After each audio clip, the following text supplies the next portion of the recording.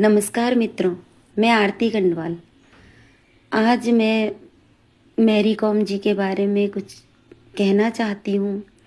बहुत हमारे देश की प्रसिद्ध खिलाड़ी, जिन्होंने विश्व में हमारा नाम रोशन किया और बहुत बेटियों की आदर्श हैं वो, और बहुत संघर्षमय उनका जीवन रहा है और मैं हमेशा उनकी इज्जत करती हूँ। और सभी लोग करते हैं, अपनी बेटियों को भी कहते हैं उनसे प्रेरणा लीजिए। लेकिन अब जो मैं एक बात कहना चाहती हूँ वो ये है कि जो कुछ भी उन्होंने आज टीवी के एक शो में बोल दिया है, ये बहुत गलत बात है और उन्होंने जिस तरह से कहा है वो दुखद है। जिन पति ने उनके लिए इतनी कुर्बानियाँ दी हैं, अपना, वो भी एक खिलाड़ी थे और उन्होंने इसके बावजूद अपना कैरियर न चुनकर उन्होंने अपनी पत्नी को पूरी आज़ादी दी कि वो अपने सपनों को पूरा कर सकें। इसके लिए उन्होंने घर संभाला, अपने बच्चे संभाले।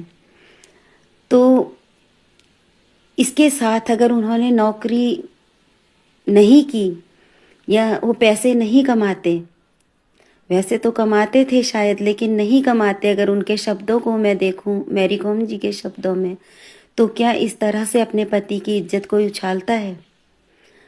अगर किसी कारणवश किसी के पति बेरोजगार हैं या फिर किसी बीमारी की वजह से घर में बैठे हैं, नौकरी से निकाल दिया गया है, कोई भी बात हो सकती है, तो क्या इस तरह से व्यवहार कोई पत्नी करे तो सही है?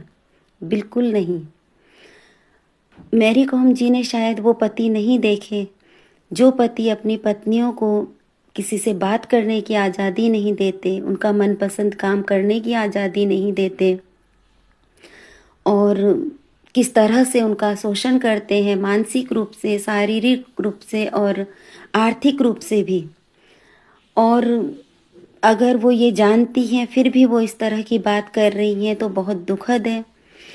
और मैं ये सोचती हूँ कि जब पति पत्नियों को, जो नौकरी पेशा पत्नी नहीं होती हैं, उनको इतना कुछ उनके लिए कुर्बान समर्पित रहते हैं, जो भी चीज़ें होंगी सबसे पहले हमारे लिए होती हैं, गृहिणी हैं हम, लेकिन हमारे लिए हर चीज़ आएगी, अपने लिए वो मन मारते हैं पति, और कभी एहसान नहीं दिखाते कि वो हमें खिला रहे हैं, पिला रहे हैं, घुमा रहे हैं, अच्छा पहना रहे हैं, तो कभी भी एहसान नहीं दिखाते।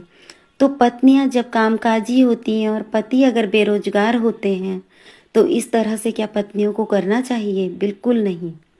और आजकल का समय तो ऐसा है कि देखिए, एक को तो बच्चों का पालन पोषण करने के लिए घर में रहना ही चाहिए, चाहे वो पति हो या पत्नी हो। और एक घर के लिए समर्पित होता है तो दूसरे की ये जिम्मेदारी बनती है कि वो उसकी भावनाओं की कद्र करे और उसका पालन पोषण भी करे। लेकिन मैं सोचती हूँ कि बहुत कम ऐसी महिलाएं हैं जो कामकाजी होते हुए पतियों को पूरा उसी तरह सम्मान और तवज्जो देती होंगी।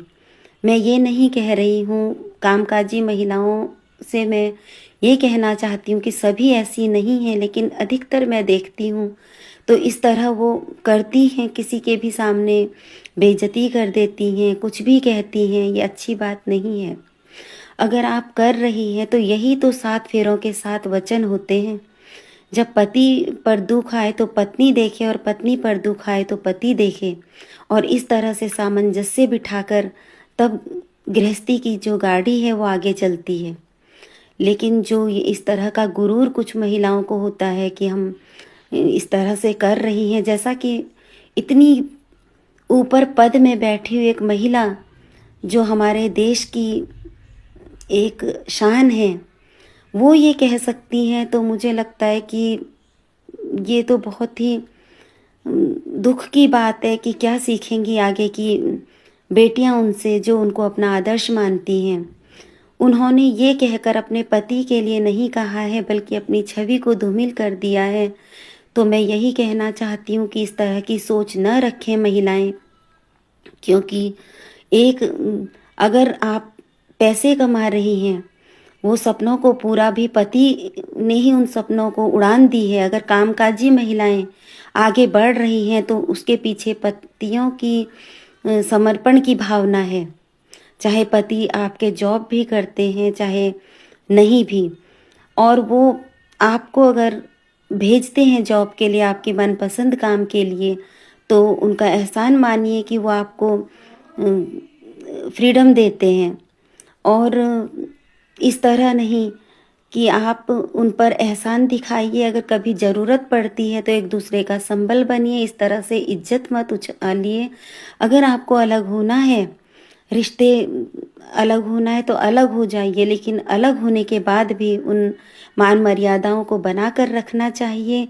यही मैं कहना चाहती हूँ, और यही भारतीय नारी का एक कर्तव्य भी है, जिम्मेदारी भी है, और इसीलिए भारतीय नारी पूजी जाती है। और यही उसके गुण होते हैं कि वो हर दुख में अपने पति का साथ दे, हर सुख में अपने पति का साथ दे, और एक दूसरे का समझौता सामंजस्य ही एक दूसरे से प्यार मोहब्बत करना सिखाता है। इसी कामना के साथ मैं आरती कंडवाल, धन्यवाद, नमस्कार।